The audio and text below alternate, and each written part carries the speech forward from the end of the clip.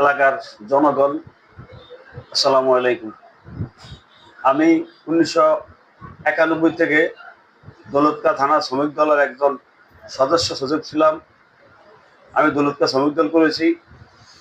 আমরা দৌলতকা থানায় আমরা ফ্যাসিস্ট আওয়ামী লীগের সময়ও আমরা বিভিন্ন জায়গায় আমরা অনেক সময় কমিটি করতে পারতাম না, এত কষ্ট না আলাদ করেও আমরা বিভিন্ন জায়গায় আমাদের প্রোগ্রাম কমিটি আমরা ঠিকমতো করেছি।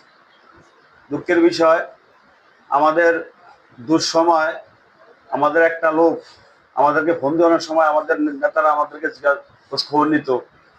আমরা সুখে দুঃখে তাদের সাথে ছিলাম, সবসময় ছিলাম। কিন্তু এখন আমাদের দুঃখের বিষয়, আমাদের সুদিনে তারা আজকে আমাদের পাশে নাই। কেন নাই? কি কারণে নাই? এই কারণ খুঁজে দেখতে হবে। আমাদের বড় লিডার যারা, তারা আজকে আপনারা দেখেন দেশের যে পরিস্থিতি বর্তমান, অন্য অন্য দেশেরটা জানি না, কিন্তু আমাদের দৌলত খান ভবানীর যে পরিস্থিতি, আমাদের কোনো নেতা কর্মীর লগে কারো দূর জিজ্ঞাসা নাই। আজকে বড় বড় নেতারা যার যার হারা সে হাঁটতে আছে, যার যার খাওয়ান সে গাইতে আছে। দেখেন আপনারা, কোনো কারোর সাথে কোনো যোগাযোগ নাই, কারোর সাথে ভালো মন্দ কোনো খোঁজ খবর নেয় না। কে যে যেমনি খাইতে পারে খাইতেছে। এটা কারণটা কি? কি কারণ এটা? আমরা বিগত দিন এক কাপ সালে 4-5 জনে ভাগ করে খাইছি, কিন্তু এখন আমাদের এই কেন এই সময়টা, কেন আজকে আমাদের এখন সুদিন স্বৈরাচার পালিয়ে যাওয়ার পরে 5 তারিখে পরের জন্য কেন আজকে আমাদের এই অবস্থা? এটা কি কারণ? এটা আমাদের একমাত্র লিডারই বলতে পারবে এটা কারণটা কি। লিডার ছাড়া এটা কারণ কেউ বলতে পারবে না। ইনশাআল্লাহ আমি চাই আমরা বিগত দিন যেরকম ছিলাম এখনো আমরা ভবিষ্যতে এরকমই থাকবো, সবার সাথে মিলেমিশে কাজ করব, এটি আমার আশা। এবং দৌলত খান ভবানী সবার সবার যত বিএনপি আছে, অঙ্গ সংগঠন, সকল দলের সকল ভাইদেরকে বলবো, আমরা বিগত দিন সবকিছু ভুলে, বিভাগ বিভাগ সবকিছু বলে আমরা চাই সবার সাথে ভালো সম্পর্ক আমাদের থাকবে। ইনশাল্লাহ আমরা আগেও যেরকম ছিলাম ভবিষ্যতে সেরকম থাকতে চাই। যে কদিন বেঁচে থাকবো সেই কদিন ইনশাল্লাহ বিএনপি করবো। কে জিগাইলো না, এটা দেয়ের বিষয় না, এটাও আমরা দেখতে চাই না।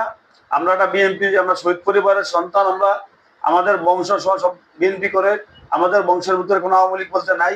আর আমরা আওয়ামী লীগকে ঘৃণা করি, আগে থেকেও করি, এখনো করি, ভবিষ্যতে করবো, যে কদিন আল্লাহ বাঁচে রাখে। ইনশাল্লাহ আমরা চাই দৌলত খান ভবানীর যত বিএনপি লোক আছে সবাই ভালোভাবে চলবে, ভালোভাবে শান্তিভাবে তারা চলুক। আগের মতো আমরা আগের যার যেরকম চলছি ইনশাল্লাহ ভবিষ্যতে এরকম চলতে চাই। আমরা চাই না আমাদের একটা কর্মী, আল্লাহ না করুক, কোনো খারাপ পথে যাক, কোনো একটা কর্মী চাই না কোনো খারাপ একটা সমস্যায় পড়ুক, এটা আমরা চাই না। কিন্তু অনেক সময় দেখা যায় আমাদের বিভিন্ন কারণে যার যার চিন্তা হে করে, কিন্তু আমাদের চিন্তা আর কেউ করে না। এই 5 তারিখের পরের তো নেই, কেউ কোনোদিন ফোন দেয় নাই, কেউ ফোন দিয়ে জিজ্ঞাসা না কি আশাপাশে কি আশা, কি বিষয়, তোমরা কেমন আছো, কি খোঁজ খবর, তোমার অবস্থা কি।